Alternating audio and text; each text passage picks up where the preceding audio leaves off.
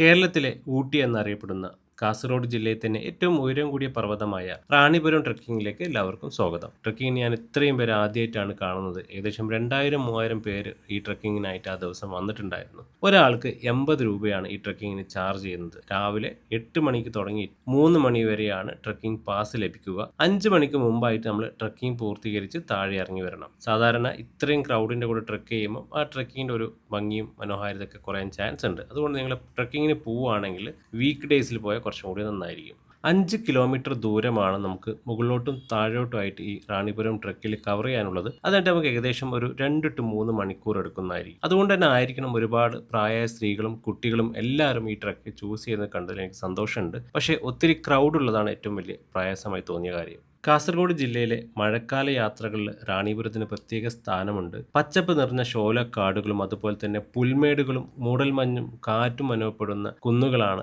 റാണിപുരത്തിനെ മനോഹരമാക്കുന്നത്. മാടത്തുമല എന്നൊരു പേരും കൂടി റാണിപുരത്തിനുണ്ട്. തലക്കാവരി വൈൽഡ് ലൈഫ് സാങ്ച്വറിയിൽ സ്ഥിതി ചെയ്യുന്ന ഈ പ്രദേശം കർണാടകയും കേരളയും അതിർത്തിയുമായിട്ട് പങ്കുചേർന്നിട്ടാണുള്ളത്. മഴ പ്രതീക്ഷിച്ചാണ് റാണിപുരം ട്രക്കിങ്ങിനായിട്ട് വന്നത്. ഞങ്ങൾ പോകുന്ന മല കയറിക്കൊണ്ടിരിക്കുന്ന സമയത്ത് യാതൊരു മഴയൊന്നും ഉണ്ടായില്ല.